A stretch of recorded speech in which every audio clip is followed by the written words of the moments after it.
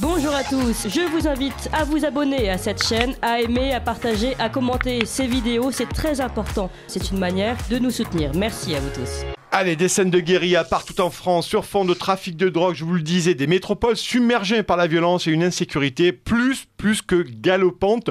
Un ministre de l'Intérieur, Gérald Darmanin, qui condamne mais qui échoue à assurer l'ordre public, plus prompt quand même à le faire pour les manifestations sociales et populaires. La France est-elle orange mécanique? Est-ce inéluctable ou pouvons-nous espérer collectivement nous en sortir? Ce matin, c'est une table ronde en format audition libre avec deux anciens policiers. On en parle avec Patrick Ivars, commissaire divisionnaire honoraire de police, et Jean-Pierre Colombiès, qui est habitué maintenant de la matinale, ancien policier pendant 35 ans et porte-parole de l'association Unipolice. Messieurs, UPNI. Bonjour. UPNI Police. UPNI. Comment allez-vous, messieurs?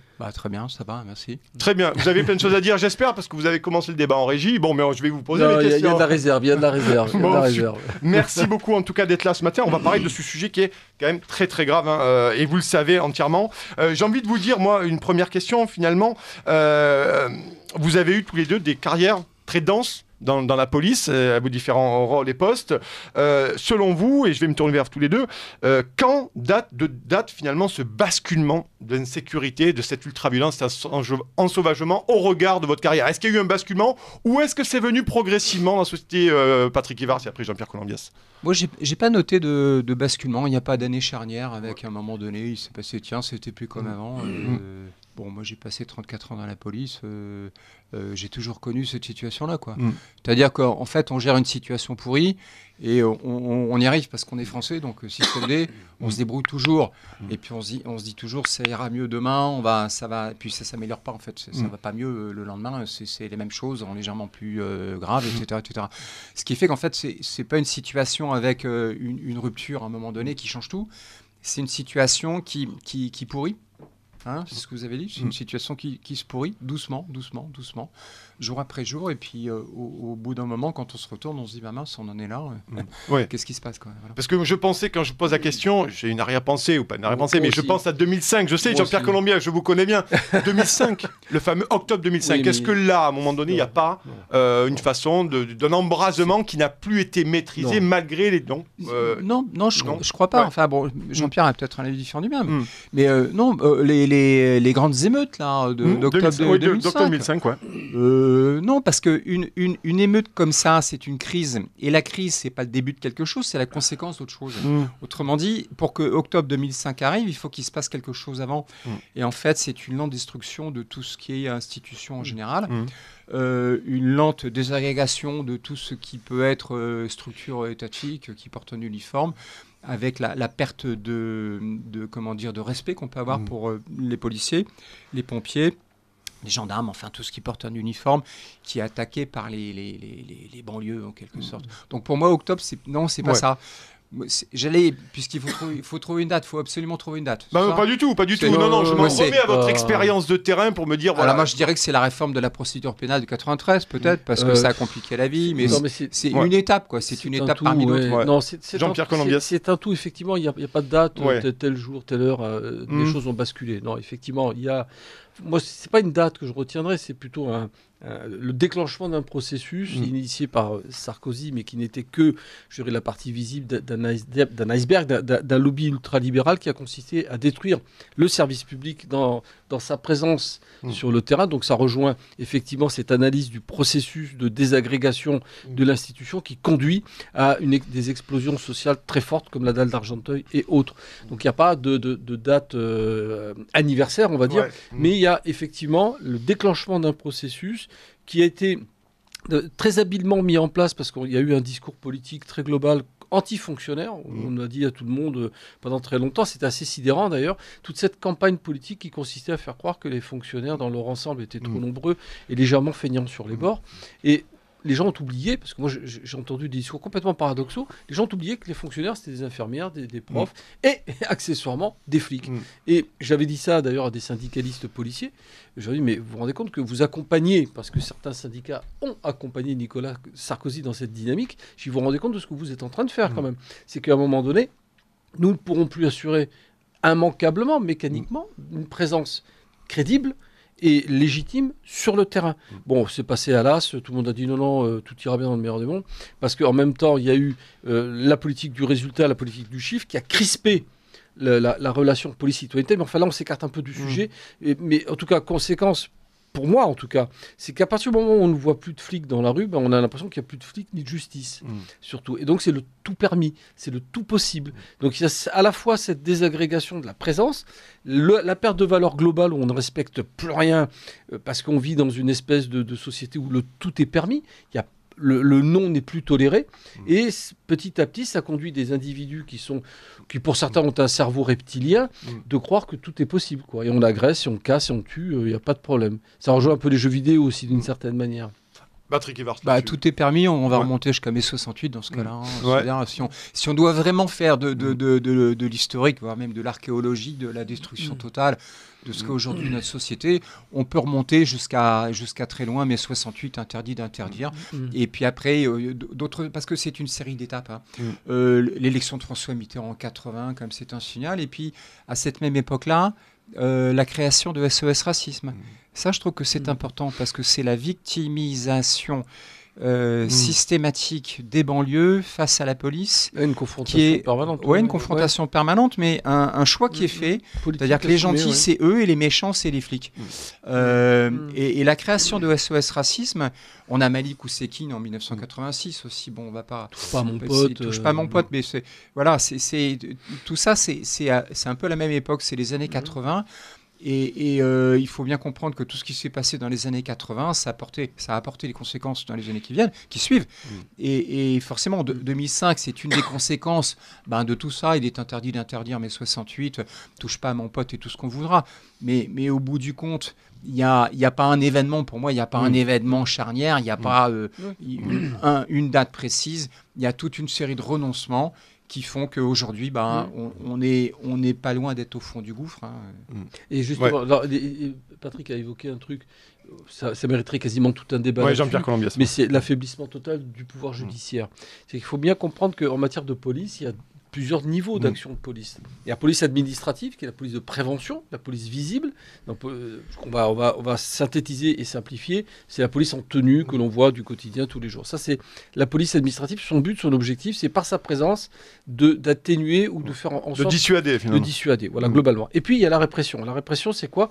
C'est le judiciaire, hein, globalement. Et donc, en conséquence, toute la chaîne judiciaire. Et pour en revenir à cette période début des années 2000, il y a eu une sorte de coup de boutoir permanent entre à la fois l'affaiblissement de la visibilité de la police sur le terrain et l'affaiblissement surtout aussi, en tout cas, du pouvoir judiciaire. On a complexifié la procédure à outrance, on a fait en sorte que ce soit kafkaïen, et tout ça au bénéfice de qui ? Des voyous. Donc il y a eu ce discours totalement hypocrite, de la droite comme de la gauche d'ailleurs, moi je les mets tous dans le même sac, qui a consisté à dire nous allons défendre les principes des libertés publiques. Ça c'est la grosse tarte à la crème, on vous fait tout avaler, et dans le même temps, on donne plus de pouvoir à la défense, globalement, je synthétise, je simplifie, mais la défense, c'est qui, c'est quoi ? Ce sont les voyous, dans 99,99% des cas. Et c'est passé, et ça passe encore, et ça continuera, vous allez voir, Darmanin et les autres, sous couvert de protection des libertés publiques, renforceront les possibilités de défense de la défense, justement. Mais c'est qui la défense ? Ce sont des escrocs, des voyous, et c'est ça. Donc ce sont les meilleurs avocats de la délinquance, en tout cas. Patrick Evars, sur le côté kafkaïen de la procédure aussi. Effectivement, je vais dans le sens de Jean-Pierre. En fait, on est d'accord sur à peu près tout, Jean-Pierre. Hein, oui, il faut trouver un sujet. Messieurs, il y a une deuxième partie d'émission, on va essayer d'être moins d'accord. En tout cas, restez en 3 minutes avant le flash info. Il y a effectivement une police en uniforme qui est chargée d'être vue. C'est pour ça qu'elle est en uniforme, qui tourne dans des voitures où il y a marqué police partout, des voitures sérigraphiées. Elle règle pas le problème, cette police-là, elle le déplace. Parce que le voyou, quand il voit la voiture de police, il va commettre ses actes de délinquance là où il n'y en a pas, quoi. Donc on déplace le problème. Et la police d'investigation, donc police judiciaire, les services PJ, les services dans les sûretés départementales, dans les services de sécurité publique, les sûretés départementales, ce genre de choses, font de l'investigation. C'est une police qui travaille en civil et qui arrête les délinquants, qui les met à disposition de la justice. Tant bien que mal, ça fonctionne, ça. Et le problème, Le problème, Nicolas, ça commence quand on met à disposition de la justice. Parce que la justice, une fois qu'on lui a mis à disposition le délinquant, avec les preuves, hein, avec les auditions, les procès-verbaux, les constatations, alors maintenant c'est l'ADN, la vidéo et tout ça, la téléphonie, avec les preuves, une fois qu'on met à disposition le délinquant, qu'on le met à disposition de la justice, c'est là où ça va pas. Parce que la justice ne sait plus quoi faire des délinquants que la police s'arrête. Autrement dit, la police n'arrête pas d'arrêter des délinquants. La police n'arrête pas d'arrêter des délinquants. Elle fait son job. Mais la justice ne sait pas quoi faire des délinquants arrêtés par la police. Il y a une réponse simple à ça, hein. Malheureusement simple. C'est-à-dire que le nombre des affaires s'est totalement démultiplié. Il y a une explosion absolue, exponentielle des faits délinquentiels, de constater. C'est pas de la polémique. Là, on n'est pas en train de faire de la polémique. On est en train juste de faire du factuel. Le gros problème, c'est quoi? C'est l'exécution. C'est la prison. On va caricaturer encore une fois. Mais la population a augmenté considérablement par rapport à il y a 20 ou 30 ans. Il y a eu beaucoup plus d'immigration. Et malgré tout, le nombre de dossiers a explosé.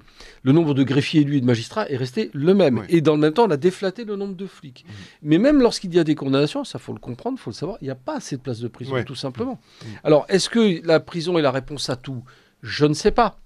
Personne n'a la réponse, hein, concrètement. Moi, je crois que je l'ai, la réponse. Hein. Oui, c'est la réponse à pas mal de choses. Oui, la prison, de toute façon, il faut que l'individu condamné, c'est une des réponses, il faut que l'individu condamné ait conscience qu'il a commis une faute et qu'il doit être puni pour ça. Or, aujourd'hui, il n'y a rien. Il y a tout simplement rien. Moi, j'ai vu des garçons et des filles avec 2, 3, 4 pages, 5 pages d'antécédents judiciaires. Ça représentait une cinquantaine d'antécédents judiciaires. Ils n'avaient pas fait un jour de prison.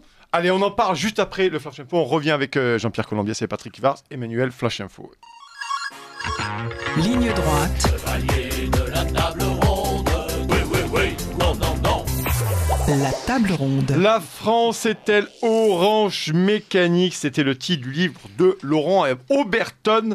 Et on en parle en ce moment dans cette seconde partie de la table ronde avec Patrick Ivars, commissaire divisionnaire honoraire de police, et Jean-Pierre Colombias, ancien policier pendant 34 ans. Messieurs, on a parlé de la prison. Je voudrais qu'on avance là-dessus puisqu'il nous reste 25 minutes là, sur cette table ronde. Je voudrais qu'on parle des cas quand même de la ville de Nantes, de Marseille, que vous connaissez bien, Jean-Pierre Colombias, de Montpellier, de Bordeaux, où les gens ne peuvent plus à un moment donné sortir. Ça commence à faire beaucoup, là. Ouais, ça fait beaucoup, et je pourrais citer Grenoble également. Là, comment on doit l'analyser? Donc, vous, de vos expériences, vous ne pouvez pas dater, et je l'entends tout à fait, un basculement, mais par contre, ces villes-là, aujourd'hui, sont gangrénées par une ultra-violence qui met à mal des citoyens qui sont tout à fait honnêtes et respectables. Voilà. Patrick, oui, alors effectivement, ça, en revanche, c'est quelque chose que j'ai noté au long de ma carrière, c'est qu'au début, enfin dans les années 80, la délinquance, la délinquance violente, méchante, c'était Paris, Marseille, et puis surtout Paris-Marseille, quoi. Et puis les banlieues de ces deux grandes villes. Et puis là, on apprend que finalement, ça se passe mal à Nantes, ça se passe mal à Grenoble, ça se passe mal à Roubaix, ça se passe mal en fait un peu partout, y compris dans la France profonde, et bientôt ça va être le tour des villages de province dans la campagne, quoi, qui vont être touchés par cette délinquance. Et station balnéaire aussi l'été, hein. Ça fait longtemps. Les stations balnéaires l'été, ça fait longtemps. Pour être du Sud, je peux vous assurer qu'il y a des stations balnéaires qui, depuis 2-3 ans, sont touchées par des actes plus que d'incivilité, d'ultra-violence, qui sont perpétrés en pleine journée. Et là, c'est assez nouveau, ça, hein, oui, pour le coup. Complètement. Alors, c'est nouveau. C'est-à-dire qu'en fait, on a l'impression que ce qui arrive à Paris et puis Marseille, finalement, ça fait tache d'huile. Alors, qu'est-ce qui se passe? Moi, je crois qu'il y a deux constantes. Il y a un phénomène stup qui est énorme. Phénomène stup, c'est-à-dire que... Alors stupéfiant pour nos auditeurs. Stupéfiant, cannabis et cocaïne. Mais qui pose d'autres problèmes. C'est-à-dire qu'on voit le phénomène stup uniquement au travers du délinquant, du dealer, mais on ne le voit pas au travers du client. C'est amusant d'ailleurs, parce que quand on discute avec un dealer en garde à vue, il nous dit, mais pourquoi vous m'arrêtez moi? Parce que vous m'arrêtez moi, mais il y en a plein d'autres qui le font. Puis il y a tellement de gens qui veulent du produit que c'est pas possible, quoi. C'est eux qui demandent, quoi. Moi, je fais que répondre à ce qu'ils demandent. Donc ça, c'est important. C'est-à-dire que le phénomène des stupes, on le voit uniquement en disant, les méchants dealers. Il faudrait peut-être qu'on pense aussi aux méchants consommateurs qui font vivre ce trafic. Et puis la deuxième chose, c'est la banlieue qui envahit la ville, quoi. Alors après, on peut mettre plein de choses sous le terme de banlieue, parce que je fais exprès de prendre un euphémisme. Je ne dis pas les choses avec les bonbons. Vous pouvez dire quartier difficile, Patrick. Oui, je peux dire quartier difficile. Quartier sensible. Oui, quartier sensible, quartier zone prioritaire. Il y a effectivement plein de mots qui veulent tous dire la même chose, mais en fait, on sait parfaitement à quoi ça ressemble, on sait parfaitement quelle est la réalité. Et c'est cette réalité-là, c'est une réalité humaine, qui envahit les villes, et les gens des villes voient débarquer, déferler, j'allais dire, une population qui ne leur ressemble pas et qui n'a pas leur code. Et ils se disent, mais qu'est-ce qui se passe, quoi ? Typiquement, c'est le Stade de France avec les Anglais. Que font ces Anglais ? C'est une histoire de phobie, Patrick Ivars, Gérald Darmanin nous l'a dit. Suis-je bête ? Oui, c'est vrai, le ministre de phobie. Ce qui laisse présager du JO, les JO l'année prochaine, ça va être terrible. Ce qui laisse envisager des lendemains assez noirs, parce que quand on n'est pas foutu de gérer une finale de foot, qu'est-ce que ça va être pour les Jeux Olympiques ? D'ailleurs, ça s'est très bien passé à Istanbul. Le week-end dernier, vous l'aurez noté, la finale de la Ligue des Champions entre Manchester City et Inter Milan, ça s'est beaucoup mieux passé. Le match a commencé à l'heure cette fois-ci. Alors on finit là-dessus parce que je voudrais qu'on avance là-dessus, Patrick Ivars, sur ces villes là. Nantes notamment. Nantes c'est emblématique. On parlera de Marseille, Jean-Pierre Colombiès après. Ça fait un petit moment que ça. Nantes c'était une ville. Moi je me souviens, il y avait des gens qui me disaient il faut aller à Nantes. Nantes c'est superbe, c'est une belle ville, il fait bon vivre. Il y a 10-15 ans quoi. Et puis aujourd'hui on dit c'est un coupe-gorge, faut pas y aller. Qu'est-ce qui s'est passé entre-temps ? Je pense qu'il y a une banlieue qui a pris le contrôle du centre-ville, et puis il y a un trafic de stupes important, il y a toutes sortes d'incivilités, comme on dit maintenant, parce que c'est aussi incivilité, c'est le mot à la mode. Ça recouvre des actes de délinquance, d'agression. C'est une incivilité, bon ok, admettons, les mots ne changent rien à la réalité en fait. Et en fait, on en revient à ce qu'on évoquait tout à l'heure avec Jean-Pierre, à savoir que la police a fait son boulot globalement, tant bien que mal. Mais après, quand on passe l'heure à la justice, ça colle pas, quoi. C'est-à-dire que les délinquants, quand ils sont face à un policier, ils la ramènent pas trop, faut bien reconnaître. Ceux qui font les cacous sur la voie publique, quand ils sont en garde à vue, c'est plus les mêmes. Et ensuite, quand ils sont devant le juge, à vrai dire, ils continuent encore un petit peu à pleurer, mais ils savent que s'ils pleurent devant le juge, ils vont s'en sortir avec des histoires. Moi, je relativiserais. Ils n'iront pas en prison, ils veulent pas aller en prison. En fait, ils y vont pas parce que ça fait des années qu'on nous dit que la prison c'est pas la solution. Moi, je suis désolé, je dis le contraire. Moi, je dis la prison c'est la solution. Il faut envoyer les délinquants en prison parce qu'il faut pas qu'ils soient sur la voie publique à agresser nos femmes, nos enfants, nous-mêmes. Voilà, faut les mettre hors circuit. Faut les mettre en prison. La prison, ça sert à ça. Mais le problème, c'est qu'on a décidé en France qu'on avait 61 000 délinquants parce qu'on a 61 000 places de prison. Et là, on a 72 000 prisonniers. Donc, qu'est-ce qui va se passer d'ici l'été ? On va en libérer 11-12 000, histoire de dire, voilà, les prisons sont plus surpeuplées. Je sais pas moi, mais quand on manque de places de prison, la logique voudrait qu'on en construise. Nous, non. On manque de places de prison, on construit pas des places de prison. On libère les prisonniers. Autrement dit, on les met sur la voie publique, au contact avec vos enfants. Parce qu'aujourd'hui, pour avoir une peine de prison, il faut quand même être accusé de faits très graves. Non. Pour avoir une peine de prison, il ne faut pas nécessairement faire quelque chose de très grave. Il faudrait plutôt dire pour aller en prison. Voilà, c'est ça, pardon. Oui, vous avez raison. Pour aller en prison, il faut quand même aujourd'hui. Non, mais c'est clair. Aller en prison, il faut être condamné au moins à peu près à 2 ans. C'est-à-dire que les peines de prison dites fermes. Parce que les journalistes, ils nous disent un tel a été condamné à 1 an de prison ferme. Attention, ça ne veut rien dire la prison ferme. Là aussi, c'est des mots qui cachent une réalité qui est différente. La prison ferme, ça ne veut pas dire que la personne va en prison. Parce que les peines de prison ferme de moins d'1 an, même de moins de 2 ans, je pense, pour la plupart, sont aménagées, entre guillemets. Autrement dit, on vous colle un bracelet. Un peu comme Sarkozy, si on vous met un bracelet Balkany. Ou Balkany ou autre, mais bon, peu importe. Bon, ceux-là, c'est parce qu'on les voit plus, ils passent à la télé, mais on vous met un bracelet et puis on considère que c'est de la prison ferme parce qu'on met un bracelet puis que vous êtes astreint. Vous avez un contrôle judiciaire et un périmètre à ne pas dépasser, c'est ça. Théoriquement, mais quand vous le dépassez une fois, on vous dit bon, attention, il faut pas commencer. Ça sonne. C'est comme le micro-ondes, ça sonne, mais bon. Ça sonne. Alors, vous le dépassez 1 fois, 2 fois, 3 fois, et puis finalement, vous faites un peu ce que vous voulez, quoi. La machine elle est cassée, vous faites un peu ce que vous voulez. Alors, je voulais que Jean-Pierre réagissait, Colombiès réagissait là-dessus, et après, je voudrais que vous nous parliez de Marseille aussi, parce que Marseille, c'est... Il n'y a pas un problème, il y en a beaucoup, c'est très multifactoriel. Parce qu'on vient de citer comme ça, presque avec le sourire, des exemples de personnalités politiques. Mais ça concourt aussi à la désagrégation de la règle à respecter. Lorsque vous êtes voyou et que vous voyez que quelque part, dans certaines sphères, c'est un peu la fête, la bamboche, et qu'on peut être corrompu à tous les niveaux et ne rien risquer, vous vous sentez libre comme l'air de faire à peu près ce que vous voulez. Là, on est en train de parler, c'est évoqué au moment du journal, l'affaire Schiappa. Moi, j'appelle ça l'affaire Schiappa, parce qu'on est quand même dans le sordide absolu, quoi. Je veux dire, un fonds créé parce qu'on a quand même décapité un instituteur. Ce fonds était destiné à financer des associations ayant pour but, justement, d'avoir une action prophylactique anti-djihadisme. Et on voit quoi? On voit que ça a été la récompense des copains qui s'en sont mis plein les poches. Enfin, je veux dire, c'est lamentable. C'est honteux. Et donc, quand vous êtes voyou, et que vous dites, finalement, on parle de Sarkozy, mais Sarkozy, il a sa 3e condamnation. Il ne fera jamais un jour de prison, Sarkozy. On pourrait parler d'autres hommes politiques. Balkany, il a joué les pleureuses sur tous les plateaux télé, sur toutes les radios pour expliquer que c'était pas bien qu'il est en prison. Mais de qui on se moque? Et vous allez expliquer à un petit délinquant, ah ben garçon, tu risques d'aller en prison parce que tu as volé... Non mais il y a une exemplarité qui est en déficit. Et sur Marseille, Jean-Pierre Colombiat, c'est important parce qu'on a parlé de Nantes avec Patricia, je veux qu'on parle de Marseille, secteur que vous connaissez très bien. Oui, Marseille, vous avez travaillé très longtemps. C'est très simple, on ferme des commissariats. Voilà. D'accord. Vous l'entendez ça? Non mais il faut l'entendre. Marseille, 2e ville de France, un des premiers ports, peut-être, je ne sais pas si Marseille est toujours le premier port de Méditerranée, mais enfin, c'est un port d'importance méditerranéenne, on va dire le premier port. Allez, on va faire simple. On ferme les commissariats, Nicolas. On ferme des commissariats la nuit, on en fusionne d'autres parce qu'il n'y a plus personne. Je suis parti en 2004 de Marseille pour revenir en région parisienne. Il manquait déjà, sur la circonscription de sécurité publique, 300 policiers en 2004. Jean-Pierre, c'est partout pareil. Oui, mais justement, c'est la fermeture de commissariat, c'est partout. Eh bien, ce qui explique l'exposé, le fait d'évoquer Nantes et toutes les autres circonscriptions. Parce qu'il n'y a plus assez de policiers sur le terrain.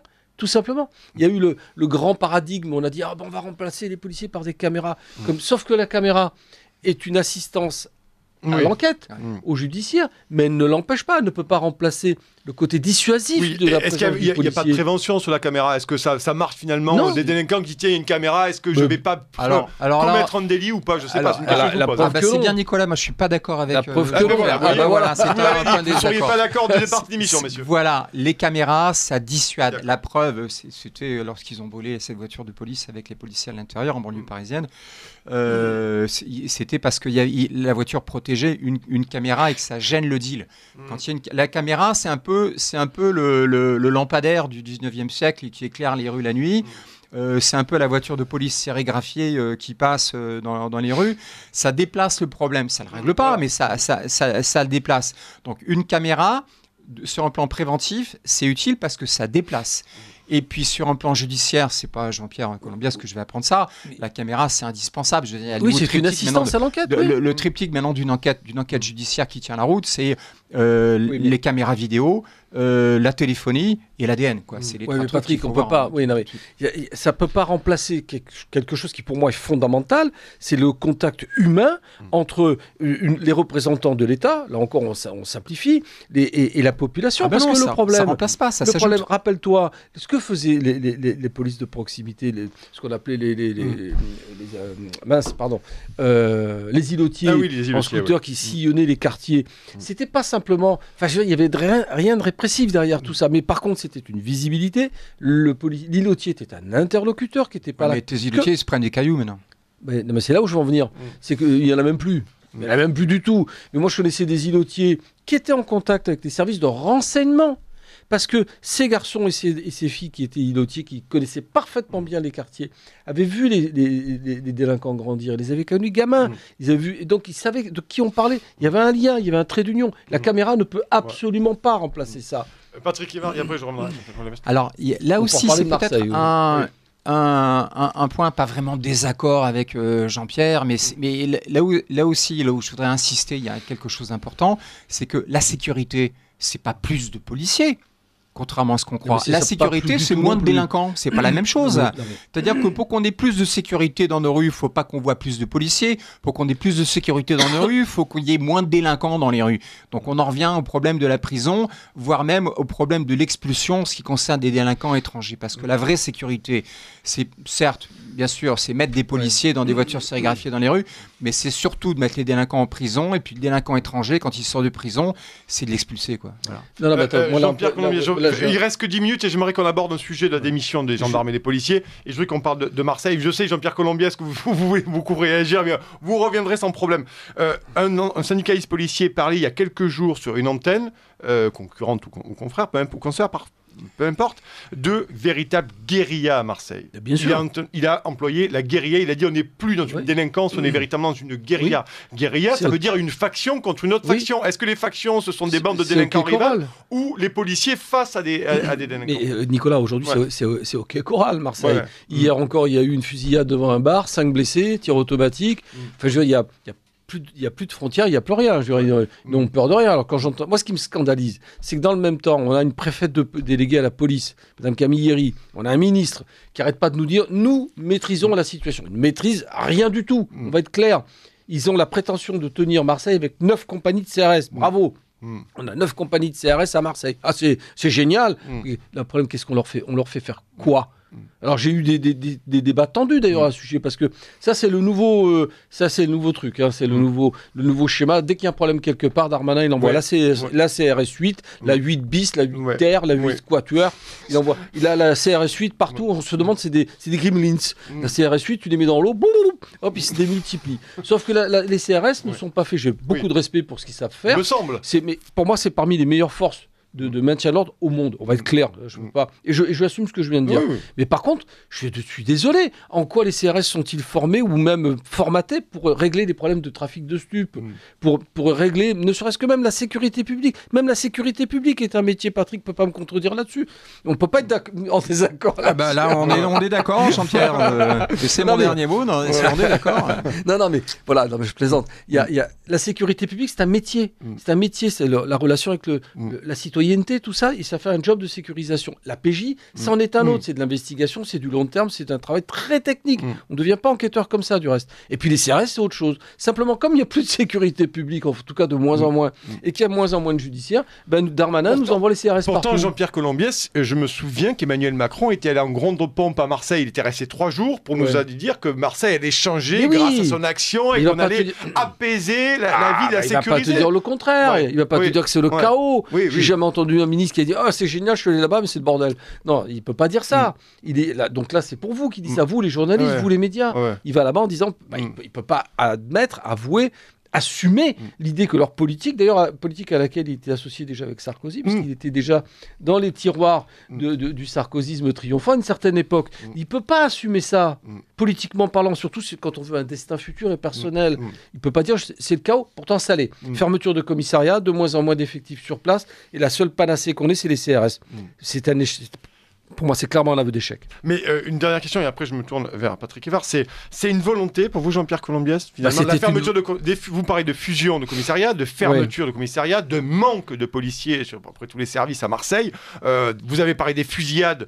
Celle-ci, on n'en a pas entendu parler, celle que vous venez évoquer là. Elle est très récente, là. Voilà. Finalement, est-ce que c'est une volonté politique à un moment donné de faire baisser ce qu'on appelle la dépense publique et bien sûr. la sécurité, de fait, mécaniquement? Mais c'est la même règle pour les hôpitaux, c'est la même règle pour l'institution police. On a mis quelques technos à la tête du ministère de l'Intérieur. Ça nous a été dit. Patrick ne peut pas me contredire là-dessus. On coûte trop cher. Voilà, ça nous a été dit. Maintenant, on va gérer la police comme une entreprise privée. Ça m'a été dit les yeux dans les yeux. Donc on réduit les coûts. On met de moins en moins de personnel de police. On fusionne, c'est de grands mots. On va fusionner, on va optimiser. Ça, j'aimais bien ce terme. Optimiser. Et en fait, il n'y a plus personne. On a de moins en moins de monde. Alors vous me donnez la perche. Plus personne. Alors on a quand même quelque chose d'incroyable. Les démissions au sein de la police et de la gendarmerie atteignent des niveaux records selon un rapport de la Cour des comptes. Rien que pour l'année 2022, la gendarmerie nationale a sous-estimé le volume de départ de 3000 et la police nationale de 2500. Mais un autre rapport, la juridiction financière, elle dit que c'est beaucoup plus que ça. Mais c'est colossal. Ces départs, ces démissions dans les forces publiques, gendarmerie, police. On va où comme ça? Patrick Evars? En fait, il y en a toujours eu. Il y a toujours eu des départs. Le problème, c'est qu'ils les gens qui partent ne sont pas remplacés. Et c'est ça qui est difficile. Des gens qui partent dans le privé, moi je ne suis pas dans les services que j'ai dirigés, j'ai toujours eu des gens qui sont partis pour aller travailler dans des concessions automobiles. Rien à voir avec la police. Créer des boîtes, travailler dans la sécurité aussi, bien évidemment, donc dans le privé. Ou alors, tiens, faire des croissants et des pains au chocolat à Chicago. J'en ai un, il est parti à Chicago faire des pains au chocolat pour les Américains. Ah oui, il est parvenu. Bon, il a pris une disponibilité, il est parvenu. Donc voilà, ça, on l'a régulièrement. Puis on a des gens qui prennent des retraites anticipées, on a des gens, voilà, pour des raisons diverses, qui partent de la police. Mais aussi, il y a quelque chose, Nicolas, qu'il faut voir, c'est qu'il y a des gens qui restent dans la police, mais qui font plus de police. C'est-à-dire qu'ils vont faire ils font de la police. Ils vont faire de la formation, ils vont faire des audits, ils vont faire des études que personne ne lira, tout ce qu'on voudra. Mais c'est pas des gens qui vont taper dans le bois dur et qui vont arrêter du délinquant. Ouais. Ce qui fait que quand on dirige un service et qu'on a, mettons, 100 personnes dans le service, on s'aperçoit qu'au bout d'un moment, on n'est plus 100. Finalement, on est descendu à 86, 87. Et puis, quand on demande si on a des renforts qui vont arriver en septembre, on nous dit « Ah ouais, tu vas en avoir 5 ». Et attends, mais 87 et 5, ça fait 92. Et ça fera pas les 100 que j'avais il y a un an. Ah oui, mais non, mais tu comprends, c'est parce que ils sont partis à Marseille, les flics. Oui. Les gens que tu devais avoir à la rentrée en septembre à Paris, finalement, l'orientation de la promotion a fait qu'on les a plutôt orientés vers Marseille, ou alors vers Dijon, parce qu'il y a des bagarres entre les Tchétchènes et puis les Algériens, ou alors vers Nantes, parce que il y a autre chose. Et puis finalement, les gens qui sont prévus, moi je parle pour Paris parce que c'est ce que je connais, les gens qui sont prévus pour les services parisiens viennent pas. Et on te dit, tu as 90 personnes au lieu des 100 que tu avais l'année dernière. Écoute, tu te débrouilles, t'es fort, t'es chef, tu fais le boulot que tu faisais quand tu étais 100. Et voilà, c'est tout, c'est la police. Un symptôme d'incohérence dans le cadre de la gestion RH de notre institution, belle et noble institution. Il y en a beaucoup, il y en a énormément. Parce qu'on parle des démissions, on pourrait parler aussi de l'effondrement du niveau de recrutement quand même. On a un concours où ça recrute au niveau de 7 et de 8. Et ça c'est intéressant comme question. Ça va poser d'énormes problèmes qui se conjuguent avec un truc qui va être cataclysmique, c'est la réserve civile, où on forme des gens au lance-pierre, en un mois, avec des stages après sur le terrain. En un mois, on vous forme des citoyens volontaires avec un gilet pare-balles et 9 mm sur le côté. Bonjour les futures problématiques. Ça, c'est une bombe à retardement, Nicolas. Ça, faudra en parler. Parce que ça, c'est les fameux bleus que Macron veut mettre sur le terrain. Il va dire, on va mettre du bleu partout. Sauf que ce bleu, c'est aussi la réserve civile. C'est une catastrophe. Mais là où je voulais en venir, là, on évoquait les départs. On évoquait les départs et les retraites. Mais un policier, c'est un métier. Policier, c'est un métier. On ne peut pas former des gens low cost. Quand on annonce des renforts, alors pour l'incohérence RH, souvenez-vous des attentats. Quand il y a eu la grande période où les attentats sont démultipliés, on a recruté en masse dans les services de renseignement, souvenez-vous. À la DRPP, les anciens RGPP, on a recruté plus de 100 fonctionnaires. Et à la DGSI, on a armé la DGSI comme jamais on l'a fait. Personne ne s'est posé 2 questions essentielles. C'est d'où venaient ces policiers ? Parce qu'en fait, on a déshabillé Pierre pour habiller Paul. Il est de chez moi. Voilà, de la sécurité. PJ Paris. Voilà. Et on a créé surtout des machines, mais alors gigantesques. Et tu sais quoi ? La réalité, c'est qu'on ne savait pas quoi leur faire faire. C'est ça la réalité des choses. Mais parce qu'on avait mauvaise conscience, pour faire croire qu'on voulait prendre le problème à bras-le-corps, on s'est dit on va mettre le maximum de flics là-dedans, et au final on ne savait pas quoi leur faire faire. Donc c'est ça la problématique aussi de la gestion. On annonce par exemple, on va annoncer sur les médias, ça permet de décrypter, c'est un décryptage pour les auditeurs, 200 fonctionnaires de plus à Marseille. Mais ils ne viennent pas de la planète Mars. On les a pris, qu'est-ce qu'on a fait ? Mais comme il vient de le dire, Patrick... c'est un jeu de bonne taux, en fait. Bien sûr. On te les prend là, on te remet là. Mais bien sûr, donc on déshabille Pierre pour habiller Paul, on se fout éperdument dans quel état va se trouver Pierre, parce que les effectifs qu'on lui a pris, on ne les remplace pas. Tout simplement. Et voilà quoi, on gère la misère. Donc c'est pour ça qu'il est insupportable d'entendre chez Champ de Gloire de la part, même de certains de vos confrères, Nicolas. Parce que dit mais oui, Darmanin fait quelque chose, regardez, il renforce. Mais il renforce avec qui, avec quoi ? On gère la misère, effectivement, c'est du bon ton, on fait ce qu'on peut avec ce qu'on a. Et le problème du judiciaire deviendra un problème crucial dans les mois et les années à venir. Parce que le niveau s'est effondré. Ils ont annoncé au Beauvau de la sécurité que les policiers allaient être formés à l'école de police, sauf qu'on forme des OPJ en 4 mois. Enfin, c'est du low cost, quoi. C'est du low cost. Et alors, je vous invite à en parler avec des magistrats, Nicolas. Des magistrats, notamment des cours d'assises ou même de correctionnels. Ils vont vous dire une chose qui est catastrophique, c'est l'effondrement du niveau des procédures. je passe sur les fautes d'orthographe qui sont démultipliées, oui. et l'incompétence totale des procéduriers, mais parce qu'ils sont plus encadrés. On peut aussi parler de l'effondrement du niveau de la magistrature. Pas mieux. Oui, mais c'est pas notre problème. Ah si, si, parce que ça va avec. Moi, je veux pas recevoir de leçons de la part de magistrats qui me disent que le niveau intellectuel des gens chez moi est pas bon, alors qu'ils font des fautes d'orthographe sur les soins transmis qu'ils t'envoient. Alors, dernière réaction, messieurs, parce qu'on est à 8h25 et je vais prendre 1 minute de plus. Je voudrais simplement 1 minute chacun, voire moins. On en a parlé un peu, les JO aujourd'hui. Ils sont en train de chercher des policiers, chercher des agents de sécurité. Ils fouillent partout. Ils vont même aller dans les collèges pour aller chercher des gens. Concrètement, Patrick Evars, les JO, ça risque d'être un véritable carnage sécuritaire, j'ai envie de vous dire, ou un naufrage. Déjà, moi, je passe une frontière. Je reste pas en France pour les JO. Mais j'ai discuté très récemment, il y a quelques jours, avec des policiers qui m'ont dit que de toutes les façons, à Paris, les congés étaient supprimés. Plus de congés. Pas qu'à Paris. Non, moi, je parle de ce que je connais. Je parle des Parisiens que j'ai rencontrés. Ils m'ont dit il y a plus de congés pour les Parisiens. Vous êtes tous là pendant l'été. Ce qui pose des problèmes humains inimaginables pour les gens qui ont des situations qui sont parfois un petit peu compliquées. Et ça, dans la police, ça ne manque pas. Donc les JO, pour moi, ça va être très difficile. À cause des Anglais, bien sûr. À cause des Anglais. Et surtout, des phobies. Jean-Pierre Colombiès là-dessus. Non, mais très rapidement, ça va être la bouteille à l'encre. Là encore, j'aime bien ce terme, ça va être kafkaïen, quoi. Et effectivement, on va recruter à peu près tout et n'importe quoi. Il y a un gros risque sécuritaire, parce que ce ne sera tout simplement pas maîtrisé, on va être clair. Il y a une sorte de folie des grandeurs, d'euphorie d'organisation des Jeux Olympiques, certes, mais derrière, ça va nécessiter un déploiement de force que nous n'avons pas, tout simplement. Ah, la CRS 8, pardon, excuse-moi. Ah oui, il y a la CRS 8. Effectivement, qui a été créée notamment pour les mouvements populaires, il ne faut jamais oublier. Merci, messieurs, fin de cette table ronde. Merci Patrick Evars, commissaire divisionnaire honoraire de police, et Jean-Pierre Colombiès, ancien policier pendant 35 ans, et porte-parole de l'association UPNI Police. Merci à vous deux d'être passés par nos studios.